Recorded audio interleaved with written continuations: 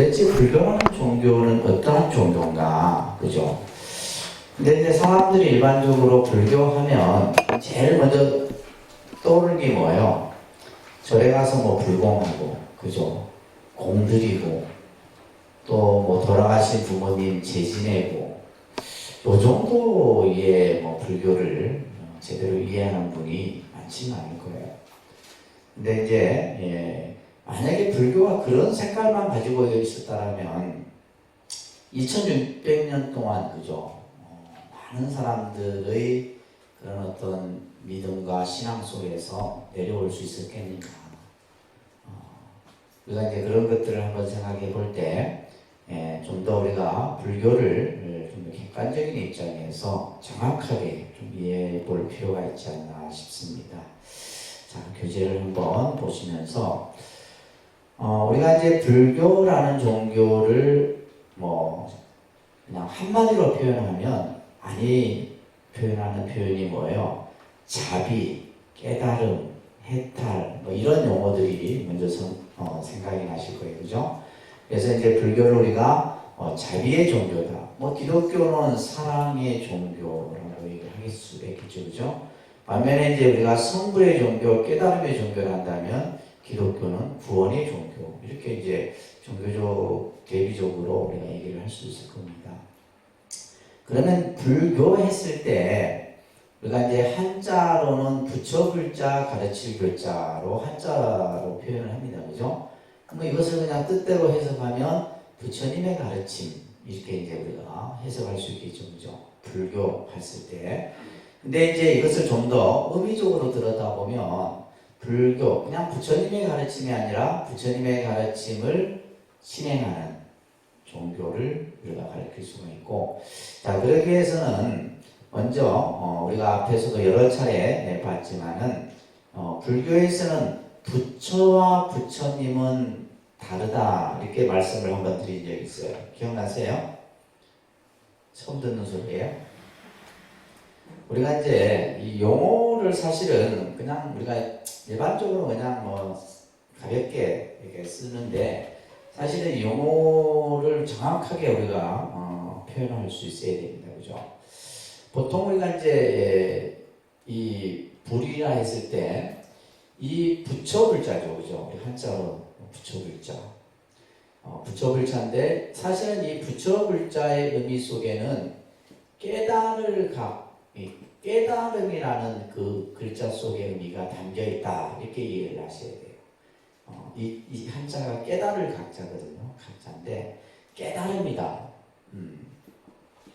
그래서 불교는 어떠한 가르침의 종교냐라고 했을 때 깨달음이라고 하는 이 하나의 키워드가 가장 핵심이에요.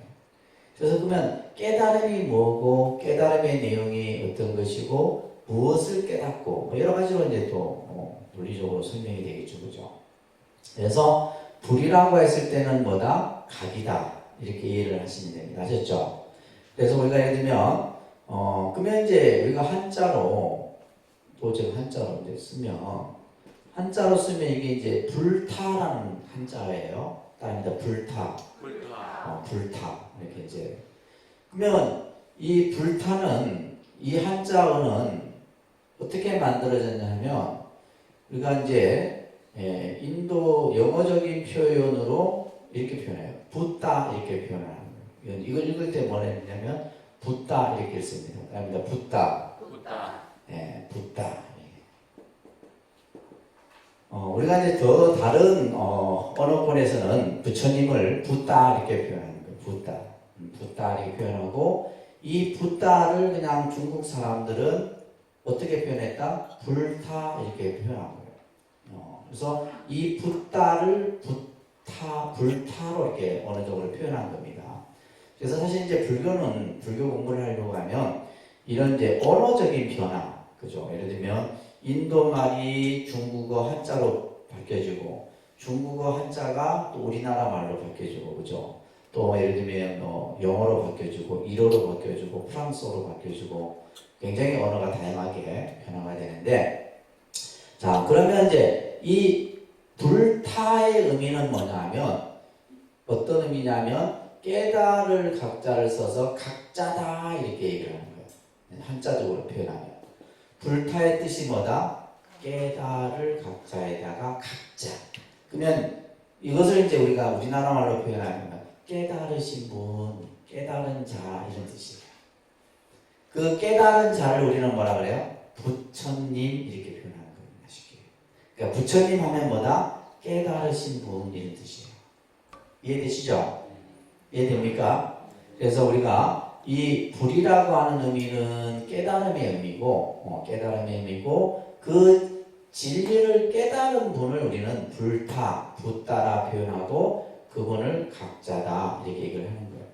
그래서 우리가 어떻게 보면 불교라는 종교는 우리들에게 깨달음을 깨닫도록, 그죠? 그 깨달음이라는 것은 결국 진리를 말하는 거예요. 법을 얘기합니다. 다르마. 그래서 우리에게 세상을 살아가는 진리를 깨닫도록 가르치는 종교. 그러니까 우리가 예를 들면 불교는 뭐 어떤 구원을 얻고 어떤 천당을 가고 극락을 가고 이런 종교가 아니라 스스로 자신의 어떤 삶에서 그죠? 진리를 스스로 깨닫는 그 깨달음이라는 것이 이제 중요한 내용입니다. 그래서 교재 보시게 되면 깨달음이라는 말을 다른 말로는 진리, 법, 법을 다르마 이렇게 이제 인도적 표현으로 얘기를 합니다. 이런 의미예요. 그래서 그 깨달음을 우리는 이제 그 부처님의 깨달음을 무상정등정각이라 이렇게 한다고 한번 여러분들 부처님 생애 때 설명드렸던 적이 있어요. 무상정등정각. 부처님의 깨달음을 무상정등정각이다. 이것을 이제 금강경에서는 안욕따라 삼략삼불이 이런 말 들어보셨죠? 안욕따라 삼략삼불이 이 안욕따라 삼략삼불이라는 말이 무상정등정각이고 그것을 그냥 하나의 단어로 표현하면 그냥 깨달음이다. 바른 깨달음이에요. 근데 그 깨달음의 내용이 뭐냐라고 했을 때 지금은 여러분들은 불교에서의 깨달음의 내용은 연기다 이렇게 이해를 하셔야 돼요. 깨달음의 내용이 뭐라고요? 연기. 그래서 불교에서의 가장 핵심적인 진리, 법은 연기입니다. 연기. 그래서 모든 것은 연기에 의해서 만들어지고 연기에 의해서 소멸되고 우리가 살아가는 것도 전부 연기의 이치예요. 근데 중생들은 그걸 알지 못해. 근데 그 연기를 깨달으신 분이 누구다? 부처님이다. 서가모니 부처님이시다라는 거예요. 자, 그렇기 때문에 우리가 말합니다. 불교는 부처님의 깨달으신 진리를 가르쳐 보이는 교법을 받들어 그것을 통한 올바른 인생관, 세계관, 생활관을 가지는 불타주의를 말한다. 불타주의. 이것을 영어로 하면 부디즘 이렇게 읽는 거예요. 부디즘. 그러니까 영어로 불교를 이제 영어로 표현하면 부디즘 되고 이제 불교 신자를 뭐라 그래요? 부디스트 이렇게 합니다. 부디스트. 크리스찬 하잖아요, 그죠? 네, 이제 기독교인들을 크리스찬 하듯이 우리는 뭐요? 부디스트 이렇게 부디스트고 이제 불교라는 이제 어원 그 영어적 표현은 부디즘이라는. 그러면 불교가 뭐냐? 부처님의 가르침을 통해서 우리가 세상을 좀 더 올바르게, 행복하게, 바르게 살아가는 가치를 가지는 그것을 깨우쳐주는 종교가 바로 불교다. 이게 불교예요. 그러니까 우리가 예를 들면 뭐 절에 가서 뭐 불공 드리고 뭐 제 지내고 뭐 하고 이런 개념은 하나도 없어. 근데 그거는 이제 그 불교라는 큰 바다 속의 한 일부분인 것이고 핵심은 이 내용이다라는 거예요. 그래서 부처님께서는 자신이 깨달은 그 진리를 우리들에게 일러주어서 많은 사람들이 괴로움으로부터 벗어나서 세상을 살아가는데 좀 더 지혜롭고 현명하고 행복한 가치관. 그래서 우리가 예를 들면 세상을 살아가는 데는 어떠한 관점을 가지고 살아가느냐 이게 중요한 거거든요. 우리가 이것을 가치관이라고도 하고 그죠? 인생관이라고도 하고, 여러분들 자녀들에게 요즘 우리 그 20대, 30대 이렇게 여러분들 자녀들을 보게 되면 자기 나름대로의 가치관이 뚜렷하지 못해요. 목표가 없다 이 말이에요. 근데 그거는 다 여러분들의 잘못입니다. 교육의 잘못이고. 자, 그래서 우리가 불교라는 종교가 도대체 어떤 종교냐? 그러면 지금 우리가 예를 들면 이 불교라는 종교는요, 여러분들이 생각하는 이 김해 안해의 불교만 보면 안 돼요. 전 세계의 사람들이 불교의 가르침에 대해서 그죠? 관심을 갖고 그것을 배우려고 하고 또 출가하려고 하고 출가를 해서 깨달음을 이루려고 하고 어마어마한 많은 사람들이 이 불교라는 종교에 그 생각을 두고 있는 거예요. 자, 먼저 불교의 특징 첫 번째, 인간을 중심으로 한 종교다. 옆에다가 생명 중심의 종교다라고 써놓으세요. 무슨 중심의 종교? 불교가 내세울 수 있는 가장 근본은 바로 이 생명 중심의 종교예요. 생명.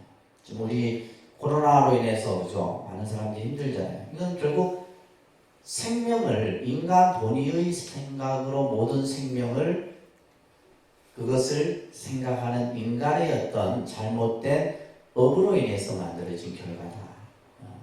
그래서 또 같이 더불어 함께 살아가는 속에서 뭔가를 만들어 가야 되는데 인간 본위에 그래서 특히 이제 불교라는 종교는 다른 종교와 달리 뭐요? 신을 어떤 신앙의 대상으로 삼지 않는다. 이게 이제 기본이었잖아요. 그죠? 보통 우리가 이제 기독교인들이 여러분들 절에 다니는 분들을 보고 요즘에는 이제 그런 표현을 이제 기독교인들도 이제 조금 생각이 열려서 아주 목매한 사람 아니고는 그런 표현을 잘 안 써요. 우리가 이제 보통 이 사람들이 맨날 불교 신자들 보고 뭐 한다 그래요. 우상 숭배한다. 우상 숭배한다. 우상 숭배라는 말이 무슨 말이에요? 예? 이 우상 숭배라고 하는 것은 어떠한 특정한 신이나 어떤 형상을 하나의 이념적으로 제한시켜서 그죠? 그러면서 그런 어떤 절대적인 형상을 통해서 자신의 욕망을 정당화시키는 수단으로 삼는 행위들을 우리가 보통 우상숭배라고 해요. 쉽게 얘기해서 이제 여러분들이 절에 와서 부처님을 바라보면서 우리가 절을 하잖아요. 근데 여러분들이 그 부처님을 상으로 보면 그건 우상숭배예요. 부처님이 뭐 여러분들 절 받으려고 여기 앉아 계신 거 아니잖아요. 그렇잖아요. 그죠? 상을 보고 맹목적으로 그냥 하게 되면 우상숭배인 거예요. 그것은 어떠한 뭐 조형물이나 어떤 형상이나 물체나 다 마찬가지예요. 근데 우리 스님들은 부처님을 바라보면서 뭘 봐요? 부처님의 법을 본다. 법을 보고 그 부처님의 법의 위대함에 우리는 뭐 하는 거예요? 예배를 드리는, 예경을 드리는. 그러니까 예를 들면 우리가 맹목적으로, 그죠? 맹목적으로 예전에 이제 우리가 자연숭배 신앙 같은 경우 해나 달이나 뭐 오래된 돌이나 나무나 보고 그죠? 옛날 우리 선조들이 막 빌고 그런 개념은 하나의 이제 우상숭배에 가까울 수 있죠. 그런데 이제 불교에서 부처님을 바라보고 그래서 여러분들은 업당에 모셔놓은 불상을 보고 뭘 느끼셔야 돼요? 느낌이 있어야 됩니다. 뭐 느끼세요? 아무 느낌 없죠? 아이고 부처님 그냥 상호만 보고 부처님 상호도 잘생겼니? 못생겼니? 따지고 그래. 그냥 부처님의 그 모습. 그래서 우리나라 같은 경우는 신라시대, 고려시대, 통일신라시대, 또 조선시대 이렇게 하면서 그 시대적으로 불상의 모습이 달라요. 예를 들면 통일신라시대 같은 경우는 문화가 굉장히 화려했던 시대거든요. 그러다 보니까 부처님의 불상의 모습은 굉장히 귀족적이에요. 귀족적이고 고려시대 때는 너무나 더 신라보다도 더 화려해요. 그런데 이제 조선시대 지금 우리 3층에 모셔놓은 불상의 모습은 조선시대 형태의 불상이에요. 조선시대의 불상은 뭐냐면 서민적이에요. 화려하지가 않아요. 지금 여기에 모셔놓은 이런 불상 형태는 굉장히 화려하죠. 실제 뭐 화려하기도 해요. 왜냐하면 칠보로 이렇게 부처님을 전부 표현해 놨기 때문에, 또 상어 자체도 굉장히, 그죠, 아주 뭐 우리가 흔히 말하면 이제 세련되게 이게 모습이 갖춰져서, 그래서 사람마다 틀려요. 어떤 사람은 우리 2층에 설법전에 있는 부처님이 참 편안하고 좋다 생각하는 분이 계시고, 어떤 분은 3층에 계신 부처님의 그 존화는 되게 정말 편안하게 다가설 수 있는, 그래서 3층 같은 경우는 저걸 이제 고불이라고 해요. 고불 형태라 해서 조선시대의 불상 형식을 해서 약간 불상을 보게 되면 이렇게 목을 앞으로 싹 내밀고 바라보는 그런 모습이에요. 그래서 조선시대는 좀 이렇게 서민적이고 일반적인 그런 형태고, 저는 개인적으로 조선시대 고불 형태를 좋아해요. 그래서 사실 3층에 그렇게 모신 겁니다. 뭐 통일신라 시대 형태든 고려시대 때의 모습을 할 수도 있지만 너무 화려해요. 너무 화려하고 그냥 좀 그래요. 그래서 이런 시대, 우리나라 같은 경우는 시대에 따라서 이런 모습이 달라져요. 근데 이제 이게 중요한 게 아니고, 여러분들이 법당에 와서 부처님의 딱 모습을 보면서 뭘 느껴야 돼요? 이게 있어야 됩니다. 그냥 뭐 불상만 보고 그냥 절만하고 이러면 안 돼. 뭘 느껴야 돼요? 부처님의 자비를 느껴야 돼요. 부처님의 법을 느낄 수 있어야 돼요. 그죠? 그것을 이제 배우기에 여러분들이 지금 이 자리에 앉아 계신 거예요. 아직까지는 못 느끼시겠죠? 근데 자 보세요. 교회 예배당에 가면 가운데 뭐가 있어요? 그들은 네, 십자가가 있죠. 그러면 그 사람들은 십자가를 통해서 뭘 느껴요? 그 사람들은 느낍니다. 물어보세요. 교회 다니는 사람들한테. 십자가를 딱 보면서 느끼는 게 있어요. 뭐 하나님의 사랑, 또 예수님의 구원을 느껴요. 인간에 대한 원죄.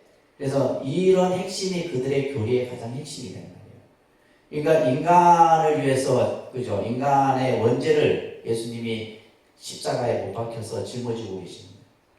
그것을 보고 고통을 느끼는 게 아니라 뭐요? 사랑을 느끼는 거예요. 그러면 여러분들은 부처님의 이 불상을 통해서 뭘 느끼셔야 돼요? 중생의 한없는 자비를 느끼셔야 돼요. 그게 보여져야 됩니다. 아시겠죠? 그거 안 보여주면 절에 헛다니는 거예요. 그게 보여져야 돼요. 부처님의 모습에서 그것이 느껴져야 된다. 자, 그렇듯이 이 불교라는 종교는 신을 신앙 대상으로 내세우지 않습니다. 그렇기 때문에 창조주나 주제신은 뭐냐 하면 인간을 마음대로 기륭하복을 마음대로 하는 그런 절대자적인 개념의 형태를 주제신이라고 합니다.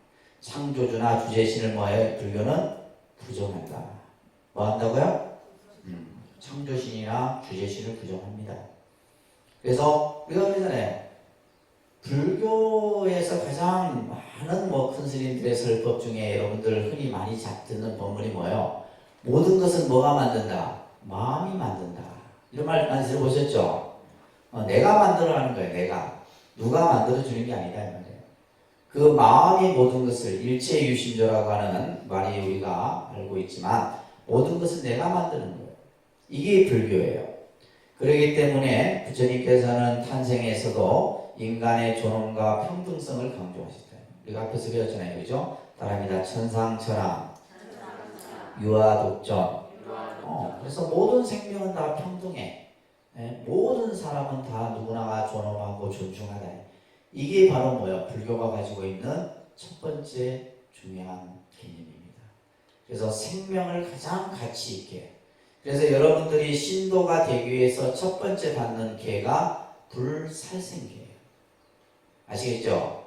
뭐 개를 받아도 뭘 받았는지는 우리는 신경도 안 써 몰라. 근데 보세요. 다른 종교인들은 그들이 받는 십계를 목숨처럼 생각하는 거예요. 그 십계를 지키기 위해서 뭐예요? 십계명의 첫 번째가 뭐예요? 나 위엔 어떠한 누구에게도 절하지 말라. 이 10계명의 첫 번째다. 그러니까 자기 돌아가신 부모에게도 절 안 하잖아요. 10계명 지키기 위해서. 근데 여러분들은 그 정도 신념이 있으세요? 없어요, 불자들은. 계를 받아갖고 그냥 나중에 여러분들도 이제 수계를 받겠지만은 그런 어떤 종교적 신념이 우리는 부족하다. 그 스님들이 받는 계의 첫 번째도 불살생계, 모든 계의 첫 번째는 불살생계를 두고 있어요, 불교는. 그렇기 때문에 모든 생명에 대해서 어떠한 경우라 해도 생명을 가벼이 여기서는 안 된다, 이런 말씀을 하는 겁니다. 또한 인간은 누구나 뭐예요? 자기 노력에 의해서, 그죠? 자기 의지에 의해서 모든 것을 만들어간다. 그것을 불교에서는 뭐라 그래요? 일체유심조라 합니다. 일체유심조. 여러분들이 그냥 이렇게 들으니까 이 일체유심조의 가치를 잘 모르죠. 대단한 이 뜻이 담겨 있는 말입니다. 모든 것은 내가 만들어간다. 부처님이 만들어주는 것도 아니고 신이 만들어주는 것도 아니에요. 행과 불행도 결국 내가 만들어가는 거예요. 자, 또 합니다. 우리들은 우리 자신들의 의지처이다. 다른 누가 의지처가 될 수 있느냐? 그죠? 이 세상에 믿을 사람은 누구밖에 없다? 그렇죠. 자식도 아니고 돈도 아니고 명예도 아니고 남편도 아니고 아무것도 아니에요. 아시겠죠? 나 자신만이 내가 의지할 대상이고 의지할 수 있는 곳이다, 이 말이에요. 다른 누가 의지처가 될 수 있겠느냐, 이 말이에요. 물론 그러니까 이제 여러분들이 이제 실망이 크고 속상하고 막 괴로워하고 힘들어하는 거 뭐예요? 내가 믿었던 의지처가 어느 날 순간 없어져 버리면 그 여러분들의 상실감은 굉장히 큰 거예요. 그래서 부처님께서는 이와 같은 말씀들을 하고 계시는 겁니다. 그러면서 자등명, 법등명, 우리 본문 들으셨죠? 자기 자신을 등불로 삼고 법을 등불로 삼아라. 얼마나 멋있는 표현이에요. 자기 자신을 등불로 삼아라. 캄캄한 어둠 속에 그 어둠을 밝히는 것은 등불이잖아요, 그죠? 자기 자신을 등불로 삼고 법을 등불로 삼아라. 그러면서 바랍니다. 부처님께서는 또 이렇게 말씀하셨어요. 바랍니다. 법을 보는 자는 나를 보고 나를 보는 자는 법을 본다. 이 유명한 경구입니다. 바깥이라고 하는 이 스님은 오늘 내일 하는 스님이었어요. 이제 병이 들어서 평생을 이제 수행을 하다가 병이 들어서 이제 오늘 내일 하는 스님이었는데, 그런데 평생을 부처님을 한 번도 본 적이 없어. 부처님 당시 때 이야기예요. 그러니까 이게 부처님이라 해도 그냥 뭐나 이렇게 뭐 가까이서 다 볼 수 있었지만은, 그런데 이 노비구는 부처님을 평생을 출가해서 스님 생활을 했지만은 부처님을 한 번도 본 적이 없어. 그래서 옆에서 혼자 이제 누워갖고 내가 죽기 전에 부처님 한 번만 봤으면, 이런 얘기를 혼자서. 그 얘기를 옆에 있던 이제 듣던 스님이 그 얘기를 듣고, 부처님이 계신 기원정사라고 하죠. 정사에 머물고 계신 부처님께 어느 수행처에 병들어 죽어가는 노비구가 있는데, 마지막 소원이 부처님을 뵙고자 하는 것입니다. 부처님이 당연히 그죠. 그 병들어 누워있는 처소에 갑니다. 그래서 문을 열고 들어서자 그토록 보고 싶어 했던, 그토록 친견하고 싶어 했던 부처님이 자기 방문을 열고 다 들어서는 거예요. 근데 이제 몸을 못 누이잖아요, 그죠? 그런데도 일어나려고 하자 부처님이 경전에서는 그렇게 얘기해요. 그대로 누워있거나 바깥이요. 그러면서 부처님이 어떤 말을 하셨냐면, 썩어 없어질 이 몸뚱아리를 보고 예배한들 무엇하겠느냐, 이런 말씀을 먼저 하셨어요. 앞에 나오는 내용이 이 썩어 없어질 몸뚱아리를 보고 예배한들 무엇하겠느냐, 이 말의 의미를 여러분들이 잘 아셔야 돼요. 이게 불교예요. 그러면서 형상, 우리가 되는 건강경에도 그런 얘기가 나오고 많은 경전에 나옵니다. 형상으로 부처를 보려고 하지 마라, 이런 말 나온다. 모양으로 부처님을 보려고 하지 말아요. 볼 수가 없다, 이 말이에요. 그런데 우리가 왜 이렇게 모셔놓은 거예요? 왜 이렇게 모셔놨어요? 형상으로 보지 마라 했는데 왜 우리가 법당에 불상을 모셔놨어요? 우리 중생은 눈에 보여야 돼요. 또. 무슨 말인지 아시겠어요? 이게 아무것도 없이 여러분들 절하라 하면 아무것도 없는데 어떻게 절을 하지? 우리는 그런 생각을 해요. 그러니까 부처님과 똑같은 모습을 이게 다 모셔놓은 거예요. 그러면서 우리는 뭐예요? 마치 똑같은 부처님이 정말 2600년이 지났지만은 지금도 그 부처님이 우리 앞에 계신 것처럼 우리가 예배를 드리고 공양을 올리고 똑같이 하는 거예요.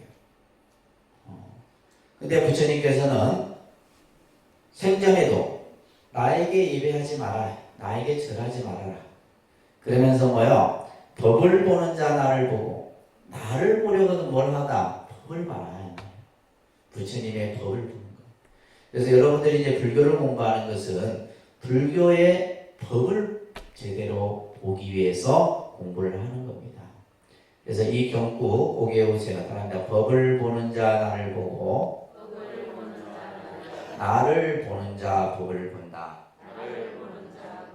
그래서 항상 여러분들이 절에 오면 부처님을 바라보면서 부처님의 법을 볼 수 있어야 된다. 그러면서 화엄경에도 이제 이런 얘기가 나와요. 마음과 부처와 중생은 하나다. 신불급 중생의 시산무 차별이라는 유명. 이런 말씀들은 천만금과 바꿀 수 없는 그런 말씀들이에요. 여기 실려있는 말씀들. 우리가 마음이다, 부처다, 중생이다 하지만 이것은 전부 똑같은 거예요. 마음이 따로 있고 부처가 따로 있고 중생이 따로 있는 게 아니에요. 이게 하나가 이게 전부. 그래서 마음 안에 부처가 있고 부처 안에 중생이 있고 중생 안에 부처가 있고 다 하나예요. 그래서 어떤 경전에 보면 우리 마음 안에 84,000의 모든 것이 마음 안에 담겨있다 이런 얘기예요. 선도 내 마음 안에 있죠. 그죠? 악도 내 마음 안에 있는 선도, 악도 다 내 마음 안에. 이 세상의 삼라만상이 심지어는 경전에서는 이 우주도 내 마음 안에 있다 이렇게 표현해요. 그 정도 이제 여러분들이 이해하시려고 하면 이제 불교를 많이 공부를 하세요. 이 우주가 어떻게 해요? 내 마음 안에 있다. 근데 여러분들이 쓰는 마음은 어떻게 해요? 바늘기망도 못하게 쓰고 있잖아요. 마음을 쓰는 기. 마음이라는 것은 이 우주를 전부 내가 다 담을 수 있는 것이 마음인데 우리 중생들은 마음을 못 쓴다 이 말이에요. 아시겠죠? 그래서 불교라는 종교는 생명 또 모든 것을 우리 스스로에게 가치를 두는 그러한 종교다라는 거. 그 다음에 이제 두 번째는 깨달음의 종교입니다. 깨달음의 종교. 우리가 앞에 깨달음에 대한 얘기를 했죠. 그죠? 그래서 불교는 성불의 종교고 우리가 서양의 종교는 뭐다? 구원의 종교다. 이렇게 얘기를 합니다. 우리가 이제 신앙에 있어서도 여러분들 신앙에 있어서도 이 개념을 잘 이해를 하셔야 돼요. 우리가 신앙도 보면 두 가지의 개념이 있어요. 두 가지의 개념. 신앙도 두 가지의 개념이 있는데 자력이라는 말과 타력이라는 말을 합니다. 그러니까 자력신앙, 타력신앙. 우리가 신앙도 보면 자력과 타력이 있어요. 자력은 말 그대로 뭐요? 자기 힘으로, 자기가 가지고 있는 능력, 힘으로 이루어가는 것은 자력이죠. 타력은 뭐요? 타력이라는 말은 말 그대로 뭐요? 다른 것에 의존하는 거예요. 내가 무엇을 할 수 없어. 어떠한 다른 힘에 의해서 내가 구원을 받든 뭐 천당을 가든 극락을 가든 이렇게 합니다. 근데 우리가 이제 예를 들면 이런 거예요. 연불이라고 하는 수행이 있잖아요. 그죠? 불교에 연불이라는 수행이 있는데 연불을 가만히 보면 자력 실제로는 99.9%가 자력 수행이에요. 자력 수행이에요. 예를 들면 근데 이제 많은 사람들이 우리가 예를 들면 관세음 보살님께 기도하고 뭐 지장 보살님께 기도하고 아미타 부처님, 약사리 부처님께 기도하니까 타력, 어떠한 그분에게 그죠 힘을 빌려서 내가 뭔가를 이루려고 한다. 해서 탈역이라 생각하는데 아닙니다. 영불수행은 뭐다? 자력입니다. 자력. 자기 힘으로. 그래서 내가 관음기도를 하면 내가 관세음보살이 되는 거예요. 관세음보살님 뭐 내 소원을 들어주십시오 이게 아닙니다. 여러분들 방향은 자꾸 그렇게 가니까 잘못되는 거예요. 기도를 해도 기도가 잘 안 되는 거예요. 그래서 내가 관음기도를 하면 내가 관세음보살이 돼서 내가 이루고자 하는 것들을 이루어가는 겁니다.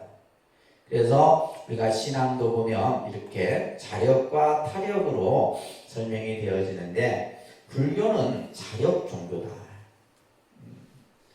누가 따로 나를 그죠 구원해 주는 것이 아니라 내 스스로 그죠 자력으로 내 문제를 해결하고 내 스스로의 괴로움에서 벗어나고자 하는 종교가 바로 뭐다? 불교다라는 거예요. 반면에 서양의 종교는 구원의 종교이면서 서양의 종교는 타협이죠. 내가 할 수 있는 것은 없어요. 신이 다 해주는 거지. 그죠? 예를 들면 내 영혼을 구제하는 것도 신이 구원해 주는 거고 또 내가 천당을 가고자 하는 것도 내가 가고 싶어서 가는 게 아닙니다. 신의 힘에 의해서. 그래서 타력적인 요소가 강한 거예요. 그래서 우리가 이제 지금 우리 시대가 급속도로 변하고 있죠. 그죠? 뭐 과학이 발달되고 의학이 발달되고 문화가 발달되다 보니까 점점 이렇게 돼요. 앞으로 우리가 이제 미래의 사회의 종교는 어떠한 종교의 모습으로 변해지냐면 감성시대로 변한다 이런 얘기를 합니다. 감성시대. 감성은 뭐예요? 그죠? 필입니다. 느낌이에요. 그러니까 예를 들면 예전에는 맹목적으로 그냥 뭐 절에 가서 무엇을 하고 했지만은 지금은 그런 시대가 아니다 이 말이에요. 그런 시대가 뭔가 내가 느껴야 돼. 내게 뭔가 그 느낌이 오고 그래서 우리는 이제 뭐냐면 지금은 지식에서 어디로 넘어가요? 지혜의 단계로 넘어가는 시대다. 그래서 우리가 사는 이 사회도 감성사회. 그래서 모든 광고나 이런 거 보세요. 우리의 감정을 자극하는 광고들입니다. 단순히 우리가 뭐 시각적이든 후각적이든 이런 것들이 보면 우리 마음을 뭔가 움직이게끔. 그래서 광고의 가장 핵심은 뭐예요? 사게끔 만드는 욕구를 만드는 거예요. 그 광고가 최고의 광고예요. 그쵸? 라면 광고 보면서 라면 끓여 먹고 싶다 라면 그 광고는 잘 만든 광고예요. 그렇잖아요. 그죠? 맥주 광고 나오면 뭐예요? 여러분들 어때요? 맥주 한잔 하고 싶다 생각돼요. 그럼 그 광고는 잘 만든 거예요. 그래서 지금 우리가 사는 시대는 그러한 감성 시대, 감성 사회의 모습으로 바뀌어져 가고 있는 거예요. 근데 우리는 자꾸 그냥 생각이 머물러 있죠. 그죠? 자, 그래서 그러한 것들이 바로 불교에서 깨달음이라는 모습 속에서 만들어가는 겁니다. 자, 그 다음에 세 번째, 불교의 이게 이제 중요한 아주 또 특징 가운데 하나가 바로 옆에다가 현실주의라고 써놓으십시오. 불교는 뭐다? 현실주의의 가르침이다. 현실주의. 그래서 앞전에도 제가 그런 말씀을 드렸잖아요. 우리가 시간적으로 과거, 현재, 미래라고 하는 시간을 살고 있지만은 불교는 뭐의 중심이 있다? 현재의 중심이 있다. 현재. 지금 여러분들이 숨쉬고 있는 다가올 2시간 이후의 시간이 아니에요. 지금 여러분들이 앉아있는 이 자리에서의 이 시간이 중요한 거다. 이런 얘기예요. 그래서 모든 것은 현실주의의 입장에서 불교라는 종교는 그 가르침을 제시하고 있다는 거예요. 그래서 우리의 현실은 어때요? 여러분들, 우리의 현실. 그죠? 부처님께서는 우리 중생의 현실을 어떻게 보았느냐 하면 괴로움으로 봤습니다. 뭘로 봤다고요? 중생의 현실은 뭐다? 괴로움이다. 그러니까 예를 들면 불교라는 종교가 무슨 부정적인 시각, 부정적인 어떤 생각으로 말하는 것이 아니라 우리가 지금 당면한 현실이 그렇다 이런 얘기예요. 현실의 모습이 뭐다? 고다. 현실의 모습이 뭐라고요? 고. 고를 듀카 이렇게 얘기해요. 듀카. 듀카고 우리 카페 이름이 수카죠. 듀카의 반대가 수카예요. 그러니까 수카는 뭐예요? 행복이에요. 행복, 즐거움 이런 뜻이에요. 락이라는 뜻이에요. 락. 그래서 우리가 이것을 고락이라고 해요. 고락. 괴롭고 그죠? 즐겁고 이 두 가지 상반되는 개념인데 이 중생의 현실을 고해요. 그래서 불교는 모든 것이 다 괴로움이에요. 생로병사 나중에 고에 대해서 이제 우리가 더 구체적으로 공부하겠지만은 전부 괴로움이다. 그죠? 뭐 있어도 괴롭고 없어도 괴롭고 가져도 괴롭고 안 가져도 괴롭고 그죠? 다 괴로움입니다. 그러니까 우리가 하루하루 숨쉬고 살아가는 이 자체가 뭐예요? 괴로움이에요, 사실은. 괴로움인데 그렇다고 해서 예를 들면 괴로움이라고 하는 이 현실에 내가 자포자기 해갖고 그죠? 뭐 그래서 예를 들면 뭐 극단적인 선택을 한다거나 이거는 바람직하지 않은 거죠. 그러면 이 괴로움을 어떻게 해요? 우리가 사는 이 중생의 현실이 괴로움이라면 이것을 어떻게 뭐예요? 벗어나느냐? 이것이 불교의 가장 핵심 과제예요. 괴로움의 문제를 어떻게 극복하느냐 이 말이에요. 그러면 예를 들면 괴로움이라는 것이 왜 생기느냐? 뭐 그냥 아주 간단하죠. 괴로움이 왜 생겨요? 괴로움 고민 안 해봤죠. 그냥 막 괴로움 자체가 그냥 싫은 거지, 그죠? 괴로움의 원인은 99%가 뭐예요? 99%가 아니라 100%가 집착 때문이에요. 이 집착이 괴로움의 원인입니다. 아시겠어요? 이해 안 되세요? 괴로움의 원인은 뭐라고요? 집착이에요. 집착이라는 것은 이것은 뭐냐면 우리가 예를 들면 생각, 관념의 집착, 물질의 집착, 돈의 집착, 자식의 집착, 뭐 사람의 집착 전부 다 모든 대상에 있어서 그것을 불교에서는 뭐라 하느냐 상이나 금강경 같은 데서는 이렇게 표현해요. 상으로 표현해요. 상이다. 그것을 그냥 아상, 인상, 중생상, 수자상, 금강경 같은 데서 이렇게 설명을 합니다. 그러니까 괴로움의 원인은 뭐예요? 집착이에요. 근데 이걸 안다고 해서 집착에서 벗어날까? 그죠? 예를 들면 여러분들이 나 집착하지 말아야지 하면 집착이 안 돼요? 그렇지 않죠. 그래서 뭐가 필요한 거예요? 수행이 필요한 거예요. 그냥 내가 생각으로 집착 안 해야지 해서 집착이 안 되는 게 아니라 그 집착의 원인인 그죠? 이것을 어떻게 현실에서 내가 풀어가느냐라는 문제가 가장 중요한 거예요. 밑에 보면 키사고타미라는 설화가 나오는데 이 키사고타미는 아주 힘들게 3대 독자를 얻었어요. 근데 태어나자마자 며칠이 안 돼서 이 아이가 죽습니다. 그러니까 어머니가 뭐예요? 그 이성을 상실하죠. 그래서 죽은 아들을 안고 그냥 온 마을을 다니면서 우리 아들 살려달라고 애원을 해요. 그래서 이제 사람들이 너무 딱 안타깝지만 어떻게 해요? 죽은 아이를 어떻게 살려내? 그렇잖아요. 살려낼 수가 없다.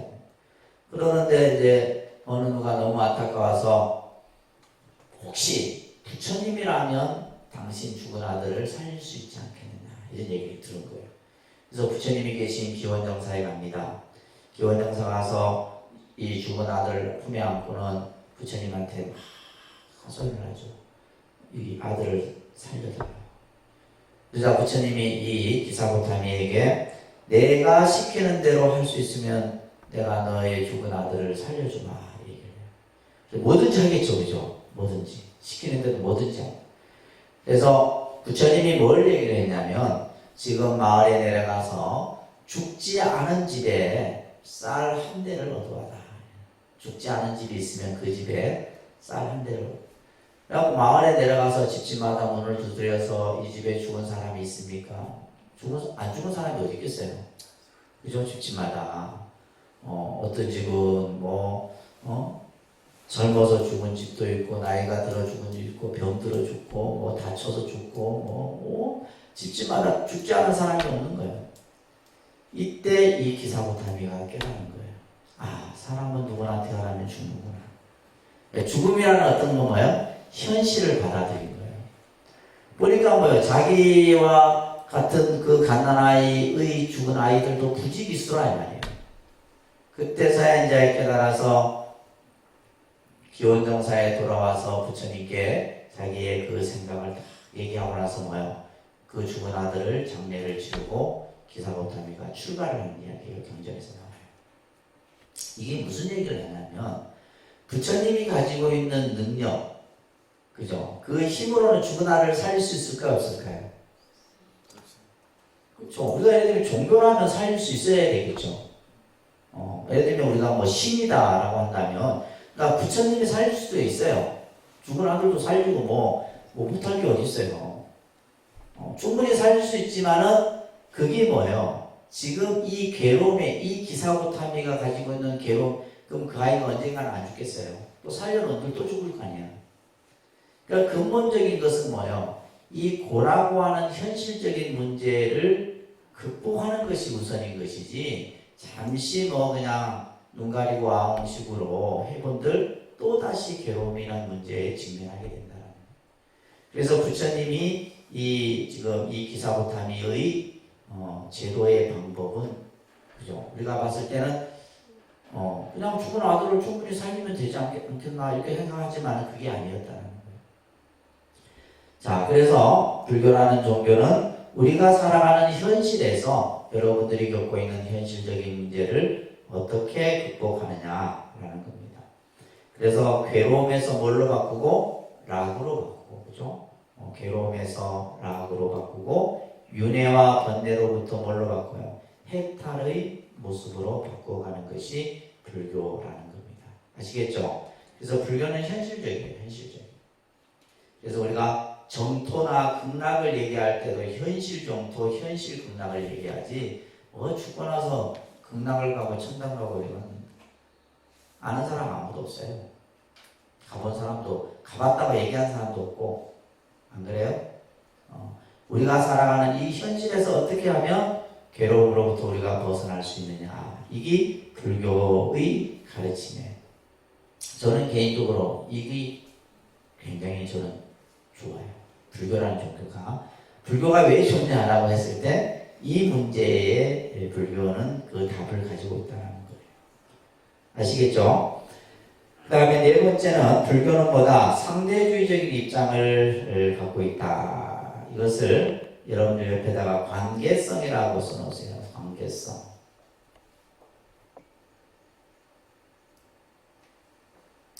그래서 우리가 세상을 살아가는데 가장 지혜롭게 살아가는 것은 뭐예요? 관계를 잘 맺는 겁니다. 우리가 살면서 가장 힘든 것이 뭐냐면 관계가, 그죠? 서로 이렇게 연결이 잘 되지 않을 때 힘든 거예요. 뭐 부부 관계든 뭐 부모 자식의 관계든 스승과 제자의 관계든 노사 관계든, 그죠? 예를 들면 지도자와 또 국민의 관계든 그 관계가, 근데 이것만큼 또 어려운 것이 없어요. 근데 불교라는 종교는 이 모든 것을 전부 연결되어 있다고 보는 거예요. 여러분들 그런 경우 본 적 없어요? 나하고 전혀 관계, 나가 처음 만난 사람인데 봤더니 이 사람이 뭐요? 몇 단계 건너니까 내가 뭐요? 나랑 연줄이 다 연결되어 있는 사람이더라. 그런 경우 있죠? 없으세요? 나하고는 전혀 아무 관계가 없을 줄 알았는데 보니까 내 친구의 누구의 이렇게 하면서 뭐요? 그 연결점이 끊어지지 않고 다 연결되어 있는 거예요.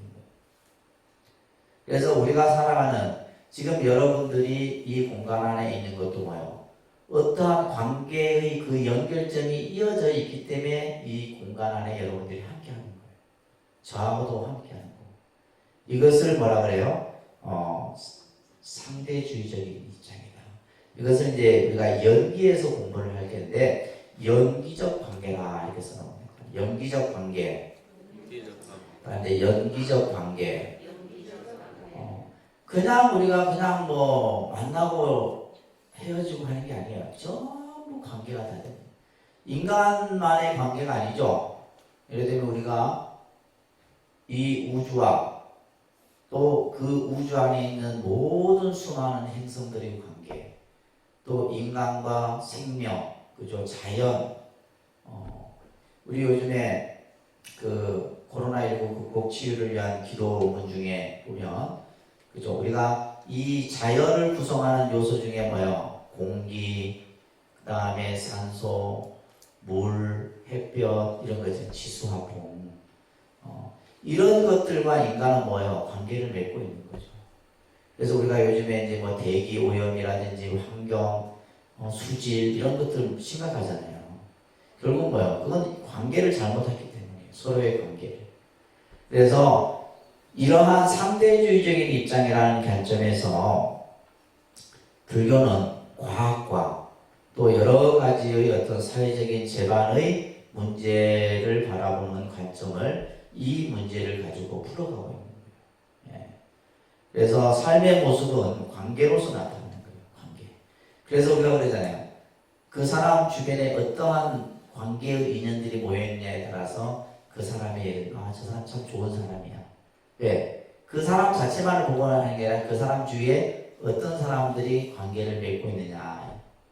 그렇잖아요. 그래서 여러분들이 막 그냥 좋은 그런 인연들을 막 옆에 사람들이 두려고 하고 하는 거예요.